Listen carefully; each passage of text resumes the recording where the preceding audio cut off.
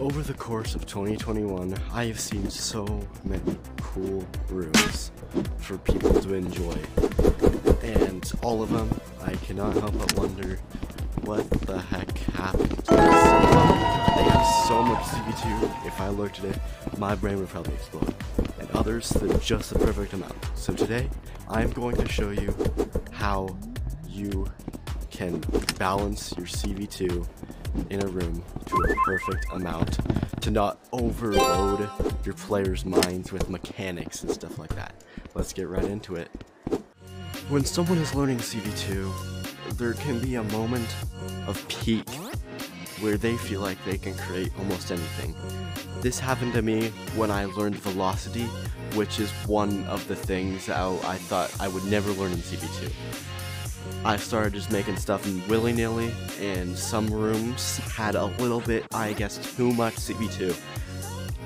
So, mechanics with CV2 are great, they're awesome, but sometimes there can be a little too much. Let me show you what that looks like.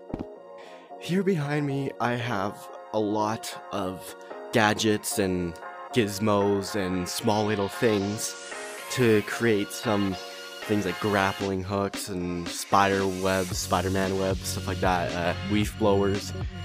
It's all there. But it's a little bit too much for something like a game. Obviously, this is not a game, but if all of this stuff was inside of a game that I was making, it might overload the player. For example, if they had just learned how to, say, grapple on top of buildings, and the whole game was just like that, and then all of a sudden the grappling hooks has gone away, and they have to use, I don't know, like, some other type of CV2 thing. It's gonna confuse them, because they're gonna get, like, I thought I learned this CV2 object. I thought I learned how to grappling hook and play the game, but then I have to learn this other thing. Basically, you don't want the person to spend too much effort on trying to learn stuff more than just trying to play it. Now, puzzle rooms is okay, and I guess playground rooms or whatever, if the whole point is that there is a lot of stuff, that's good. But if you're planning to be like a story game, you know, let's give you an example. Half-Life Alex has the gloves, the gravity gloves. That's the only like main mechanic you use that for the whole entire game. They don't add any more stuff except for the little puzzle completer thing. But they don't have you learn anything else except mastering that glove movement. That is how most rooms thrive, is if there's not much mechanics except one thing that the player can master and have fun with. So, now that you know this, how do you know when there's too much mechanics to learn for a player? Well, there's an easy method for this, and it's two things. If your device is lagging, which usually doesn't happen, but if your device is lagging because of how much CV2 is on there, you definitely have too much. You usually only need max 200 chips per sub room or room or whatever. On bigger scale rooms, that usually goes higher, but I would keep it below the limit, obviously, but like maybe 500, I'd say.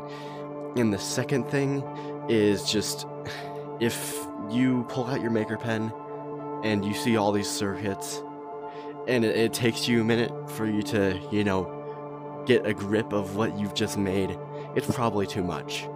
Now, that might just because you're disorganized, or maybe just because you don't have a, you know, fast thinking brain that can quickly interpret things. But if that becomes harder for other people to, like, even just understand it anytime, like, even if you give them time, if they can't understand it still, I'd say, you know, maybe limit how much CV2 you put in your rooms then. Anyways, I'd like to thank everyone for making all the rooms with CV2. It's been such a blast just looking through all of them during 2021. And, I'll see all the projects next year, obviously, and I'll see you guys next year. See ya!